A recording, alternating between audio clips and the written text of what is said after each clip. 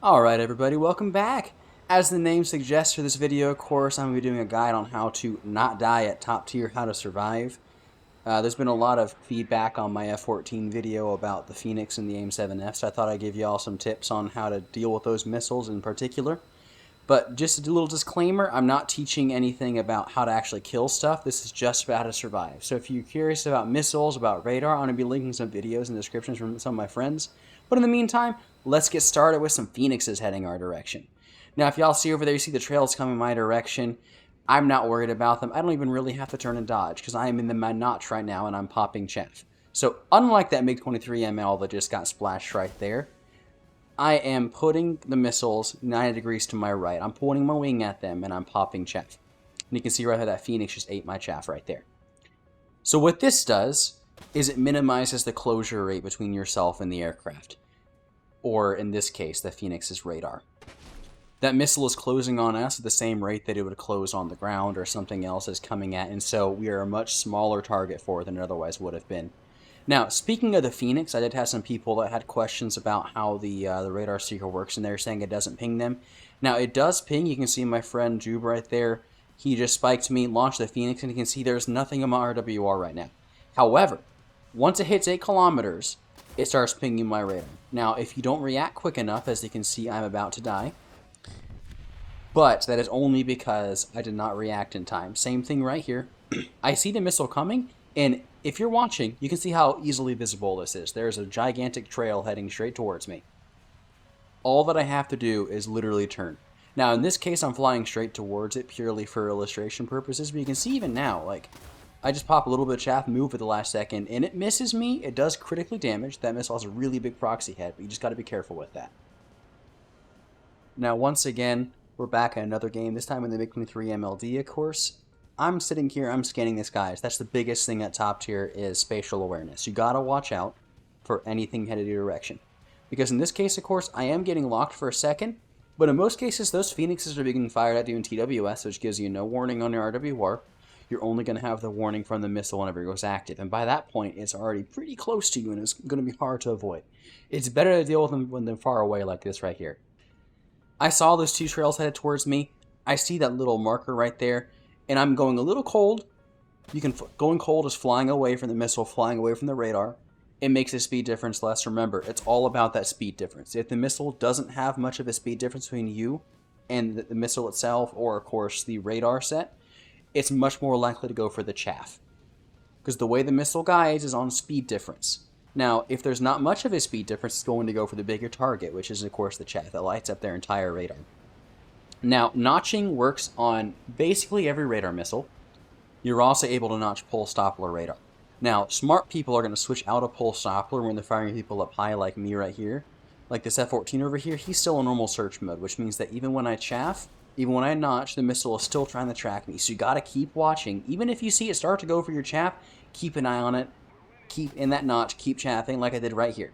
If I had kept going towards him, I'm pretty sure that was an AIM-7F and that would have killed me.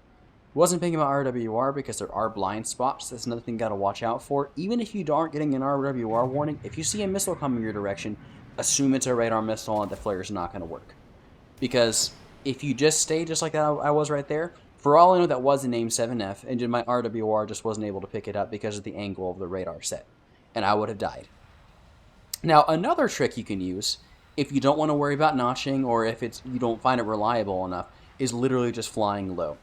So, for those of y'all who don't know, when people fly incredibly low, you see that radar box is around the F-16 right there, and by the way, if he had notched right there, that missile wouldn't have hit.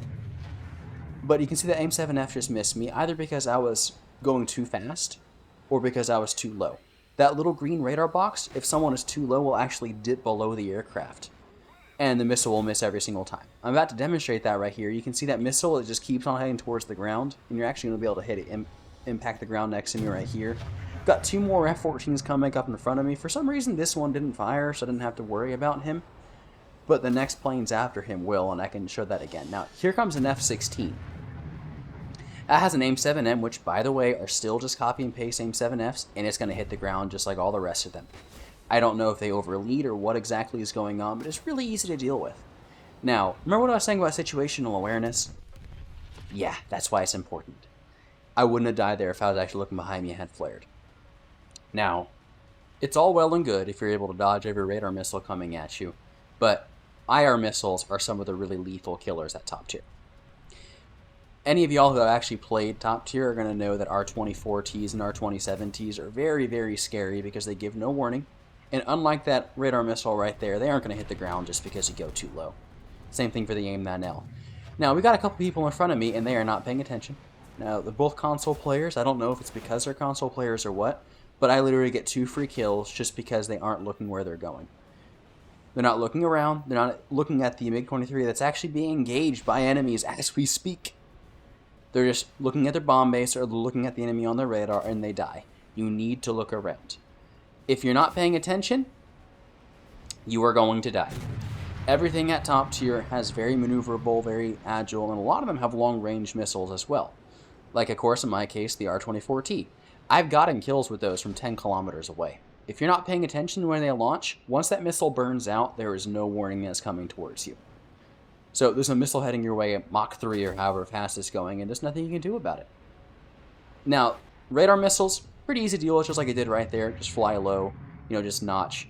IR missiles, it's really hard to deal with something you don't know is coming, so you have to keep your head on a swivel. You have to always be looking around. That's why in a lot of my videos, just like right now, you'll see me. I'm checking behind me. I'm making sure there's no one there. Even when I think I am safe, still check. Because you don't want to be sitting here dogfighting this F4J, and all of a sudden you turn around, there's an F-16 on your booty. Speaking of F-16s, you're going to want to learn how you can handle each type of aircraft. Like if I'm in the MiG-23 MLD and I'm fighting an F-16, I know if I get slow, I die. The F-16 has exceptional performance at low speed, and while mine is pretty good, it's nowhere near an F-16, so I got to try and keep the fight going high. Now, within F-14, I'm going to be able to accelerate him. So even if I start losing the dogfight, I can at least gain some distance, some separation, and go ahead and try and reset the fight at least. So you're going to have to learn how every aircraft performs in comparison to yours, and try and see if you can do something to exploit that. The last thing I want to say, just remember that dogfighting is kind of secondary at top tier. It's more about situational awareness and your missiles and knowing your enemies. So don't be the first one into a dogfight. Try and let it form for a little bit. Come on in, try and poach kills. I think that's the best way I can put it. And if possible, see if you can fly with some of your friends. It's really helpful whenever you have someone there to tell you if a missile's coming your way, especially if your situational awareness isn't the best. But hope that helps. Let me know in the comments below what you think, and I'll talk to y'all in the next one. Peace, and I hope you enjoy.